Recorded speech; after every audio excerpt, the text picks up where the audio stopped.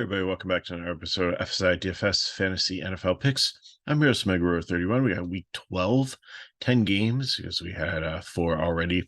Hope everybody had a good Thanksgiving, enjoying your weekend. And let's just get into it here. First game, we got some duds of games and then we got some good games. First one's probably going to be a dud. Pittsburgh and Cincinnati. It's got 36.5 total. Pittsburgh's favored by 1.5. Should be a close game, should be defensive, could be pouring rain during some of it. So not much I like in this one. Bengals really haven't done well against the run. So if you can figure out which one between Warren and Harris is going to have the big game, then good for that. Pickett, I just don't think you can play it. And Deontay Johnson is potentially Freiermuth is back, but not doing great. The rest of these wide receivers, I don't know. Not super exciting there. I think in the GPP, if you want to take a shot on Jake Browning, didn't look too bad against the Ravens. Now he's got the week to practice and stuff. Pittsburgh's got a good run defense, so not super high in Mixon. I think if you want to take a shot on Chase on GPP, that works. Boyd's there. Higgins is out again. Irwin's cheap at 3.2 if you need to save some money. And Hudson at 2.7 is actually come out and been solid as a tight end. And you would think like Irwin and maybe Hudson have good rapport with Browning, just being like second string guys that got promoted to first string, all three of them. So they probably work together in practice and preseason a lot. So there could be some connection there. Definitely like the Pittsburgh defense. So again, not going with too much in this game, but if you want to pick some things, if you figure out the right Pittsburgh running back, and then if you want to stack like Browning, Chase, maybe throw Boyd, Irwin, or Hudson in with him. I wouldn't do more. I would triple stack, probably just double stack it if you were. Good game here. Probably my favorite game of the week. Jacksonville and Houston. 47.5 total, 1.5. So close spread, really nice total here. I think you can go on either side with quarterback if you're stacking this. ETN, I think, should be okay. Ridley actually having Zay Jones back opens up the field, and he actually had a really good game last week, and we think that hopefully he's going to continue it on. So I think he's back in play here. Kirk, I think, is still in play. Also, Edgar Ingram just had a solid season other than getting touchdowns at tight end. So I think with Lawrence, you can stack like any of these guys against Houston. And the Houston side, CJ Stroud has just been super good this year for a rookie. Not sure if Pierce is going to be back or not, or Singletary, but Jacksonville has pretty much a decent run defense, so more of a pass funnel. So definitely like these wide receivers here. Tank Dell has surpassed Collins in price, and it seems like the number one target there, but I think Collins is still in play. Brown is out, so Woods is in play also at 4K, and then Schultz a tight end also. So lots of great plays to go here to stack this game, and with the points and everything, I think it's a great way to go. Carolina Panthers and Tennessee Titans, another low total, 36.5. Another game that might have some rain in it. Tennessee is favored by 3.5. Carolina side, I don't want to touch anything here besides maybe Thielen. Young is not a good quarterback. Titans are pass funnel defense, also really strong against the run. So Hubbard or Sanders, I do not want to touch. So it opens up Thielen. Mingo really hasn't done much. Chark has kind of faded away also, and Hurst their tight ends out. So Tommy Tremble, but I really think he's worth like 5 DK points. So 2.6, that's not bad, but there's better, cheaper options I'd like to consider. Probably like Meyer on the Raiders. Just seems more of a part of the offense than we don't know what to expect here. Tennessee side of the ball, Will Levis, maybe you can go with him. Carolina's been okay against the pass, has a little bit of a rush. This is the one spot where I think you play Derrick Henry. I love him on FanDuel. DK, his price has gone way down, but if there's going to be a game where he's going to be able to dominate one of the worst run defenses out there now, Tennessee does have some issues with their offensive line, so I mean that could set him back a little bit there. But I think Henry and Hopkins are where you want to look here. I don't think really anything else. Maybe a Tennessee defense against Carolina. Another good game here, New Orleans and Atlanta Falcons. I have him as my fifth favorite on the board here. Looks like Carr will be in. If he can't, Jameis Winston, I think might be better because he's like more. Carr's a analytical guy, checks down. Watkins is a gunslinger, and in DFS, even though he might have 3 picks, like he opens up so much more of the offense. So Carr, I think you can play in GPP. I don't like him in cash. Kamara, unfortunately, if Carr's might be better, but 8-4 is the most expensive running back on the slate. And unfortunately, Jamal Williams has been getting some touches, and Taysom Hill has been stealing some of the goal line touches and things like that. So I'm down on Kamara and cash and GPP. It's fine if you can get up to him. Definitely should have lower ownership. Olave, I like. Shaheed with Malcolm Thomas on the disabled, it's not baseball, the IL injured list, or IR, whatever we call it. He's out for a while. So Shaheed should definitely be a cheap with 4-3 wide receiver that could probably get you about a dozen DK points. And then Juwan Johnson's back at tight end, but Taysom Hill is always great in a GPP because of all the different ways he can score. Falcon side, Ritter's back now, which we like Heineke better. Bijan Robinson is probably the most misused talent in the whole NFL. Arthur Smith is not using this high draft pick effectively. So, I mean, now he's going to have a breakout game one of these games, but I don't know when it's going to be. With Ritter there, I don't like London as much. I don't really like many of the rest of the wide receivers here. And then the tight end situation, you have two, like the Saints have been giving up points to tight ends, but like which one do you go after, Pitts or Jonnu Smith? Like which one is going to have the week? So that's just hard to determine there. Off defensively, New Orleans Saints, I wouldn't mind them for a defense if you can get into that price range, and Atlanta defense not touching. Okay, now we go back to a bad game. We have the Patriots and the Giants. We have Bailey Zappi versus Tommy DeVito. Yes, Bailey Zappi against Tommy DeVito. This sounds like it's a USFL game and not an NFL game. The quality of football that's put on is not going to be good here. Actually, the Giants' home stadium was voted the worst place to play in the NFL, and you have two of the worst teams in the NFL going head to head here. So, what could happen? So just looking at it, I'm not touching either quarterback. I know DeVito looked okay against Washington, but Washington gave up like the trading deadline, got rid of their two really good pass rushers, and they fired Jack Del Rio after the Cowboys absolutely annihilated him on Thanksgiving Day. So I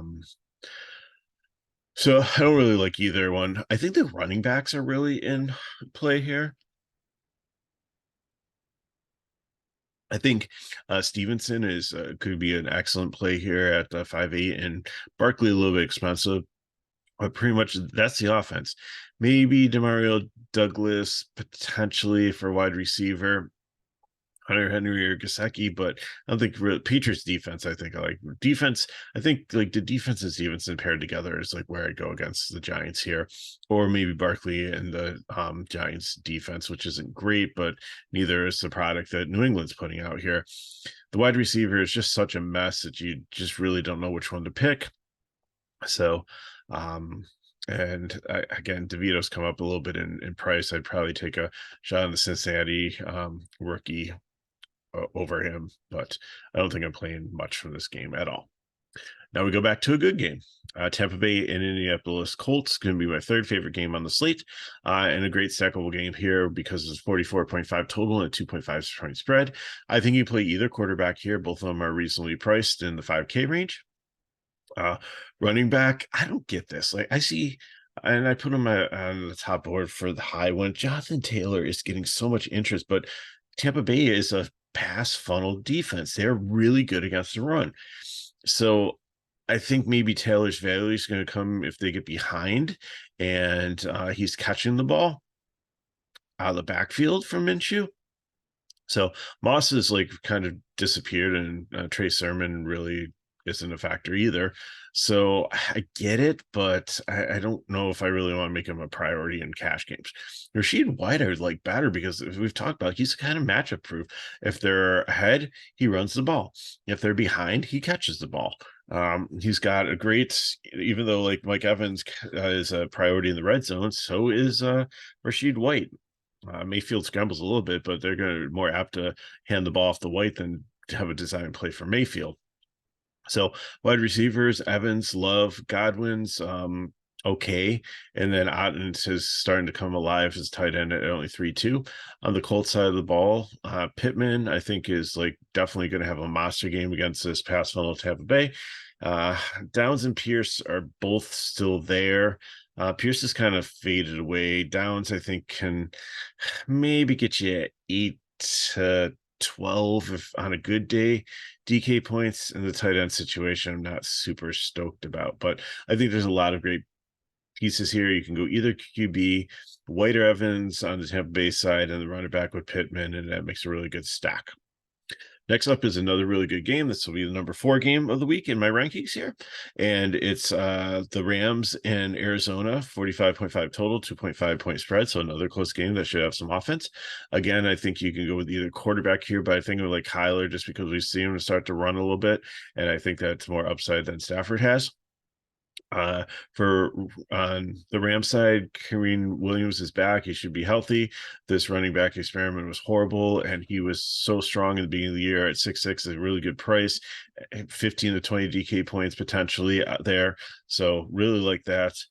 Couple is banged up. We didn't know if he was going to play after getting injured early in the last game. It looks like he doesn't really have an injury designation anymore, so he should be good to go. Nakua is dealing with a shoulder injury a little bit, but I think both of them would be fine against the Cardinals defense. And Higbee, a tight end, maybe. Again, you're probably only looking at 5 to 7 points, but and 3.5, he's kind of priced up. I'd probably stick to like one of the 2K guys if I'm like paying down. Higbee's kind of no man's land there. James Conner, I think's good. Rams have been great against the run, and he can catch some balls out of the backfield. Marquise Brown, we thought he had a really good rapport with Kyler Murray, and we saw some pretty cool things last year when he was healthy. Hasn't transpired yet, but I think a lot of people burn and get off of him. And I think we thought Rondell Moore would be getting a lot of volume also, but he seems like to be the deep stretch. So Greg Dortch, I think, is the one if you're looking for like the volume guy out of the slot to be the check down guy. So at 3-3, that's a decent price to have for a wide receiver. And then McBride is just such a stud at tight end. His price is starting to get up there, but at 4.7, I think it's still worth it. He's almost half the price of Kelson. Could be the second highest scoring tight end on the slate here. So definitely well worth the price tag on both sides. Next up, we have Cleveland and Denver, another sub 40 total here, 36.5, 1.5 total, or 1.5 spread, and Denver's favorite here, which I think is kind of shocking. DTR, Dorian Thomas Robinson, is getting his second start in a row here. I loved him in preseason. I thought he was like a light version of Kyler Murray. He's got some decent arm, but he's got some legs and stuff. So Denver defense has gotten better through the course of the season. But I think in like GPP's DTR is somebody you can look at. Ford might be good because Denver defense has not been great stopping the run. And I think if you want to pair him with the Cleveland defense, which is one of the most expensive ones in the slate, and GPP, I think that really works. I mean, Hunt's still in there, but I think Ford's definitely going to be the one if they're leading. That is going to, it's kind of the same situation in Detroit where Montgomery equals Ford and Kareem Hunt equals Gibbs. If you follow that. Wide receiver, Cooper's like the only thing really out there. Like we've been waiting all season for Elijah Moore, and I think we're going to continue to wait throughout the rest of the season. We're not going to see that breakout game that we're hoping for. Too little, too late if it does happen. And David Njoku is just a solid tight end, also at 4.1. Probably one of the few tight ends that can break 10 DK points. So definitely consider him. On the Broncos side, not playing Russell Wilson. Javonte Williams seemed like is starting to take over the backfield, but Pierline is still there, and it seems to be like a mud puddle here. Pierline might be the one that you want to take because if they're behind, he's going to be catching the ball out of the backfield. I mean, Sutton has caught, I think, like what, 3 or 4 straight games, a touchdown in the red zone. So he's there. The tight end situation I really like. So if anything here, I think Cleveland's really gonna shut Denver down. So I just like look at like Ford and Cleveland Browns and like cash if I can get up to them. In GPP, DTR, Njoku, and Cooper, I could play as a stack and be happy with it. Next, we have a really good game, second game of the best game of the week here, and it's going to be the Bills and the Eagles. Eagles are 8.5 total. The highest totals, the spread is 3, and I think this is going to be a shootout here. So quarterback on either side could be in play here. Josh Allen. I wouldn't play James Cook or Murray. That's just another quagmire. The Eagles actually have been decent against the run. So, Diggs can Allen's gonna be chucking the ball. So Diggs, Davis, Shakir's really come alive recently too. And he's almost half the price of Shakir's almost half the price of Davis here, and they probably could potentially end up with like the same score of anywhere from like 7 to 11 DK points. So definitely take Shakir there over Gabriel Davis. Kincaid is a great play at tight end here. He's probably one of the other few like with Njoku and McBride that can get over 10 DK points. And just with knocks out, he's just been such a priority in the offense. So definitely not playing the Bills defense. Eagles, Hurts is super solid, got the rushing upsides looking better. Swift is a little bit banged up, so we'll have to see what his status is. Should be okay, but I think the priority is going to be the wide receivers. AJ Brown has been like Hurts target all season, but losing Goddard, we thought like, is it going to be Stoll? Which one of these tight ends is it going to be in the roulette wheel that's going to come out and catch all the balls? And it seems like Devonta Smith is the one that was the answer, actually the wide receiver. So I like the savings coming down off of 9K to 7-1 for him. And I think point per dollar, I think Devonta Smith makes a great option here to pair with Hurts. I think it's more of a GPP play. And if you want to go with the Eagles D too, because we know Allen has been turnover prone. And if you think that the Buffalo is going to lay another egg, then they might be a sneaky play in a GPP.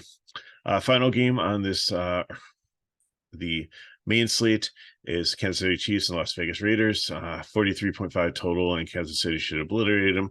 They have a 9.5 total. So Mahomes, I don't know if he can pay off his price point, because you might only get like 3/4 if they're blowing him out. Pacheco, I think, is very safe here, especially with the Chiefs D in the pairing. So I really like him, and I think you can play him in cash.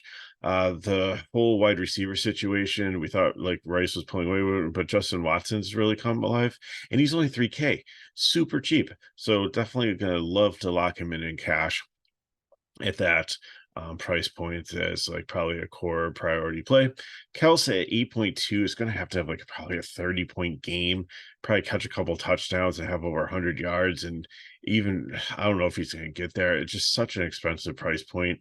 If it was a closer game and not going to be a blowout, I think I'd be more enticed to play it, but I don't know if I'm going to touch that. I just think that it's such an opportunity for him to bust and not pay off his price tag. Like I can get like 2 players for the price of him, and probably get just as many points if I take like McBride at tight end, who's at 4.7, and then like take another lots of other 4K guys, a wide receiver. It just makes it so much easier. On the Raiders side of the ball, O'Connell's out there. Josh Jacobs just hasn't been the same without those check down throws. O'Connell looks deeper and doesn't really look to him to check down. Chiefs actually have a really solid defense against the run and pass. Coach said it's going to become, Pierce said like he knows who his best players are, and he's probably going to try to get the ball to Devontae Adams. He still has to catch it, and he still has to catch it against the defenders. Mayer, the tight end at 2.8 is a decent price. So I think that's where you can look if you're looking at the Raiders, but I think I'm going to focus more on the Chiefs, and pretty much Pacheco, Watson, and the Chiefs D is the priority. So looking at the board here, QBs, Hurts, Allen, and Stroud, I think are your pay up options. Medium, you have a really good range here with Lawrence, Murray, and Stafford. I hate this stupid autocorrect and change it to Stanford.